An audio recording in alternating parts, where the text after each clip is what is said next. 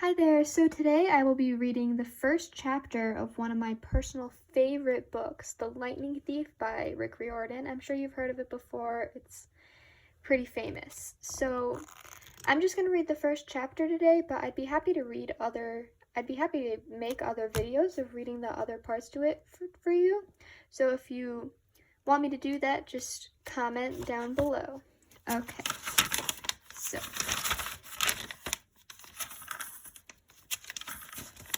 Chapter 1. I accidentally vaporize my pre-algebra teacher. Look, I didn't want to be a half-blood. If you're reading this because you think you might be one, my advice is, close this book right now. Believe whatever lie your mom or dad told you about your birth and try to lead a normal life. Being a half-blood is dangerous. It's scary. Most of the time, it gets you killed in painful, nasty ways. If you're a normal kid reading this because you think it's fiction, great. Read on. I envy you for being able to believe that none of this ever happened. But if you recognize yourself in these pages, if you feel something stirring inside, stop reading immediately. You might be one of us. And once you know that, it's only a matter of time before they sense it too. And they'll come for you. Don't say I didn't warn you. My name is Percy Jackson. I'm 12 years old. Until a few months ago, I was a boarding student at Yancey Academy, a private school for troubled kids in upstate New York. Am I a troubled kid? Yeah, you could say that.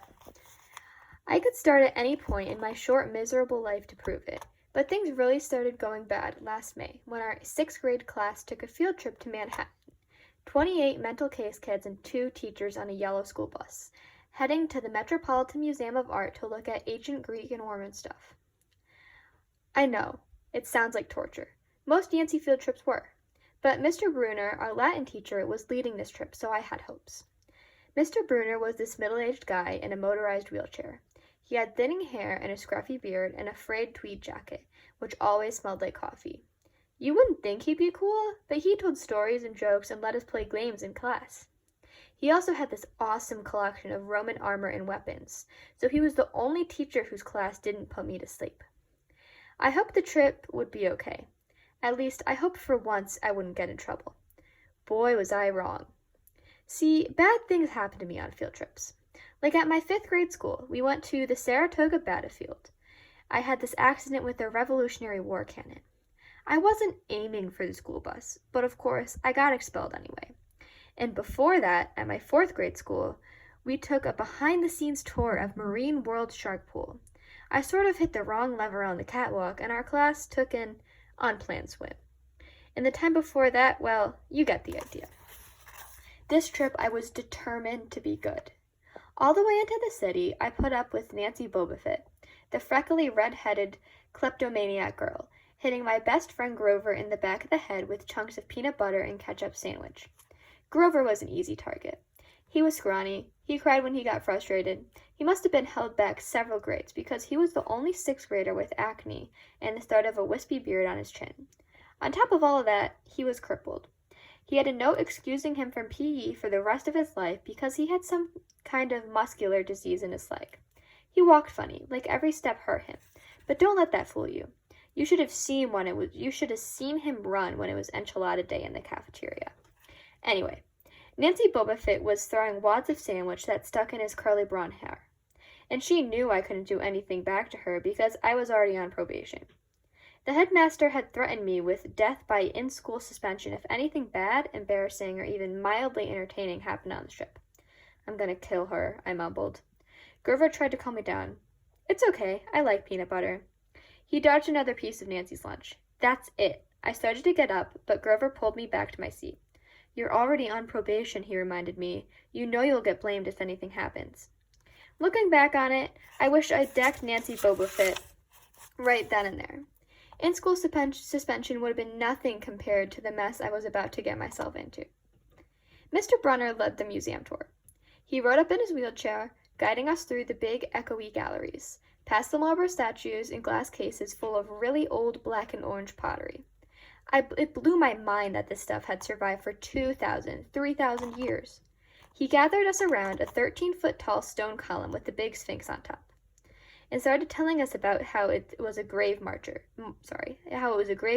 a steal, for a girl about our age. He told us about the carvings on the sides. I was trying to listen to what he had to say, because it was kind of interesting, but everybody around me was talking, and every time I told them to shut up, the other teacher chaperone, Mrs. Dodds, would give me the evil eye. Mrs. Dodds was this little match teacher from Georgia who always wore a black leather jacket, even though she was 50 years old. She looked mean enough to ride a Harley right into your locker. She had come to Yancey halfway through the year when our last math teacher had a nervous breakdown. From her first day, Mrs. Dodds loved Nancy Bobofit, and I figured I was devil spawn. She would point her crooked finger at me and say, "Now, honey," real sweet, and I knew I was going to get after-school detention for a month. One time, after she'd made me erase her answers out of the old math books until midnight, I told Grover I didn't think Mrs. Dodds was human. He looked at me real serious and said, "You're absolutely right." Mr. Brunner kept talking about Greek funeral art. Finally, Nancy Bobofit snickered about a naked guy on a steel, and I turned around and said, "Will you shut up?" It came out louder than I meant it to. The whole group laughed. Mr. Brunner stopped his story. "Mr. Jackson," he said, "did you have a comment?" My face was totally red. I said, "No, sir." Mr. Brunner pointed to one of the pictures on the steel. "Perhaps you'll tell us what this picture represents?" I looked at the carving and felt a flush of relief because I actually recognized it. "That's Kronos eating his kids, right?" "Yes," Mr. Brunner said, obviously not satisfied. "And he did this because, well," I racked my brain to remember. "Kronos was the king god, and God?" Mr. Brunner asked. "Titan," I corrected myself. "And he didn't trust his kids, so who were the gods? So, Kronos ate them, right? But his wife hid baby Zeus and gave Kronos a rock to eat instead. And later, when Zeus grew up, he tricked his dad, Kronos, into barfing up his brothers and sisters." "Ew," said one of the girls behind me. "And so there was a big fight between the gods and the Titans," I continued, "and the gods won." Some snickers from the group. Behind me, Nancy Bobofit mumbled to a friend, like we're going to use this in real life, like it's going to say on our good job applications, "Please explain why Kronos ate his kids." "And why, Mr. Jackson," Mr. Brunner said, "to paraphrase Miss Bobofit's excellent question, does this matter in real life?" "Busted," Grover muttered. "Shut up," Nancy hissed. Her face even brighter red than her hair. At least Nancy got packed, too. Mr. Brunner was the only one who ever caught her saying anything wrong. He had radar ears. I thought about his question and shrugged. "I don't know, sir." "I see." Mr. Brunner looked disappointed. "Well, half credit, Mr. Jackson. Zeus did indeed feed Kronos a mixture of mustard wine, which made him disgorge his other 5 children who, of course, being immortal gods, had been living and growing up completely undigested in the Titan's stomach. The gods defeated their father, sliced him into pieces with his own scythe, and shattered his remains in Tartarus, the darkest part of the underworld. On that happy note, it's time for lunch. Mrs. Dodds, would you lead us back outside?" The class drifted off, the girls holding their stomachs, and the guys pushing each other around and acting like doofuses. Grover and I were about to follow when Mr. Brunner said, "Mr. Jackson." I knew that was coming. I told Grover to keep going. Then I turned toward Mr. Brunner. "Sir?" Mr. Brunner had this look that wouldn't let you go. Intense brown eyes that could have been 1,000 years old and had seen everything. "You must learn the answer to my question," Mr. Brunner said. "About the Titans?" "About real life, and how your studies apply to it." "Oh. What you learned from me," he said, "is vitally important. I expect you to treat it as such. I will accept only the best from you, Percy Jackson."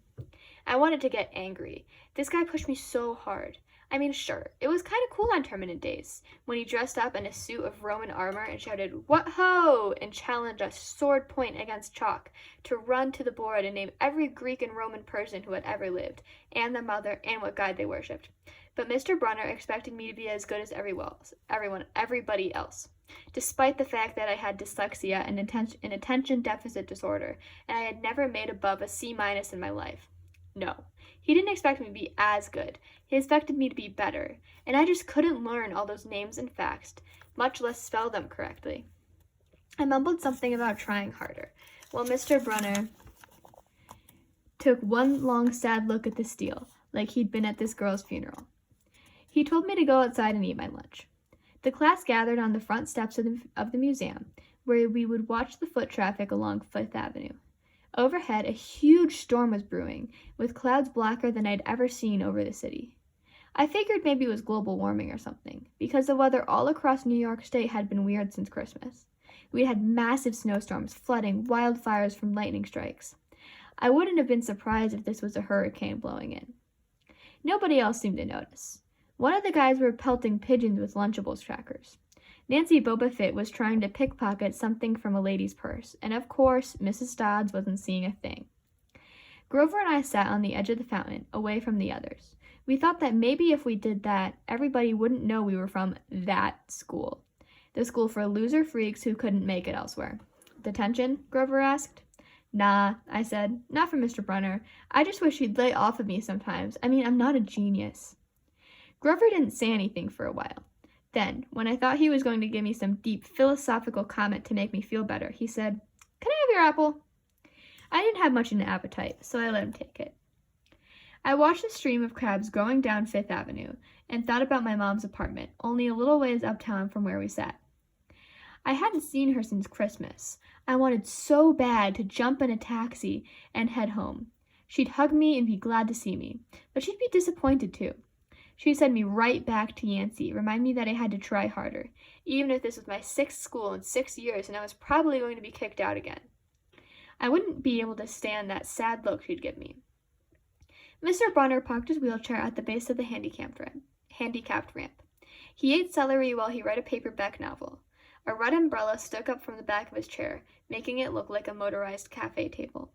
I was about to unwrap my sandwich when Nancy Boba Fett appeared in front of me with her ugly friends. I guess she'd gotten tired of stealing from the tourists, and dumped her half-eaten lunch in Grover's lap. Oops, she grinned at me with her crooked teeth. Her freckles were orange, as if somebody had spray painted her face with liquid Cheetos. I tried to stay cool. The school counselor had told me 1,000,000 times, count to 10, get control of your temper. But I was so mad my mind went blank. A wave roared in my ears. I don't even remember touching her, but the next thing I knew, Nancy was sitting on her butt in the fountain, screaming, "Percy pushed me!" Mrs. Dodds materialized next to us. Some of the kids were whispering, "Did you see the water? Like, it grabbed her." I didn't know what they were talking about. All I knew was that I was in trouble again. As soon as Mrs. Dodds was sure poor little Nancy was okay, promising to get her a new shirt at the museum gift shop, etc., etc., Mrs. Dodds turned on me. There was a triumphant fire in her eyes, as if I'd done something she'd been waiting for all semester. "Now, honey, I know," I grumbled, a month erasing workbooks. That wasn't the right thing to say. "Come with me," Mrs. Dodds said. "Wait," Grover yelped. "It was me. I pushed her." I stared at him, stunned. I couldn't believe he was trying to cover for me. Mrs. Dodds scared Grover to death. She glared at him so hard his whiskery chin trembled. "I don't think so, Mr. Underwood. But you will stay here."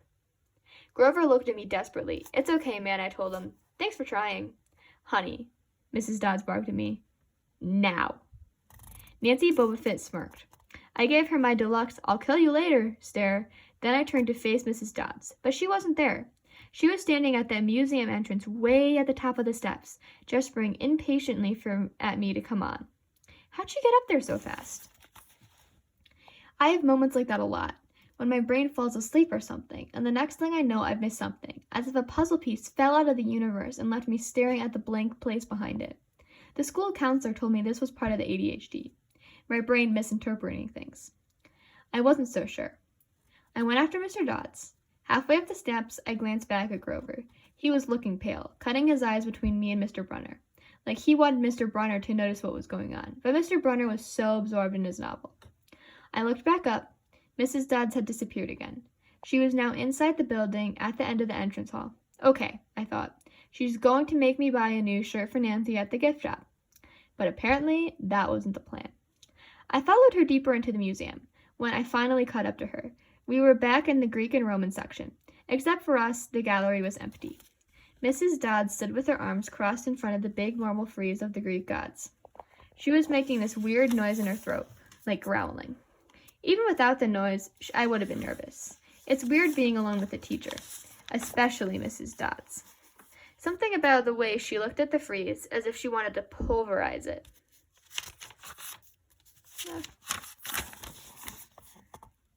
You've been giving us problems, honey, she said. I did the safe thing.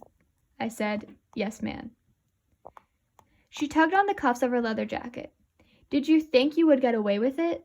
The look in her eyes was beyond mad. It was evil. She's a teacher, I thought nervously. It's not like she's going to hurt me. I said, I'll try harder, ma'am. Thunder shook the building. We are not fools, Percy Jackson, Mrs. Dodd said. It was only a matter of time before we found you out. Confess, and you will suffer less pain.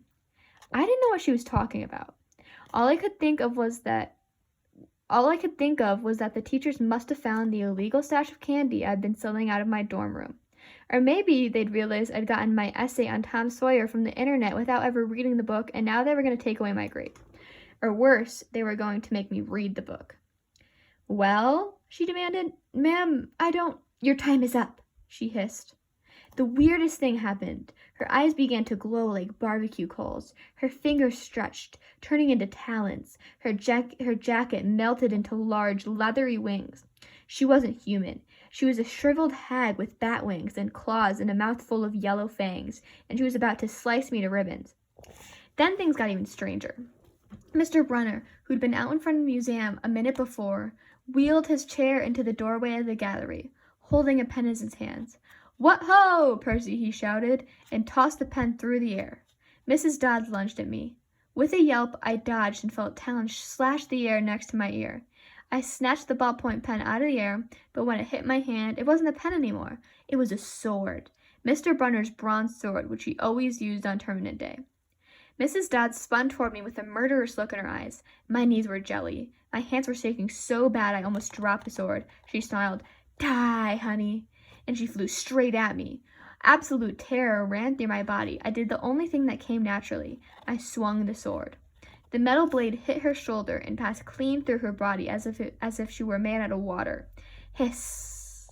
Mrs. Dodds was a sandcastle and a power fan. She exploded into yellow powder, vaporized on the spot, leaving nothing but the smell of sulfur and a dying screech and a chill of evil in the air, as if those two red glowing eyes were still watching me. I was alone. There was no ballpoint pen in my hand. Mr. Brunner wasn't there. Nobody was there but me. My hands were still trembling. My lunch must have been contaminated with magic mushrooms or something. Had I imagined the whole thing? I went back outside. It had started to rain. Grover was sitting by the fountain, a museum map tented over his head. Nancy Bobofit was still standing there, soaked from her swim in the fountain, grumbling to her ugly friends. When she saw me, she said, I hope Mrs. Kerr whipped your butt. Who? Our teacher, duh. I blinked. We had no teacher named Mrs. Kerr. I asked Nancy what she was talking about.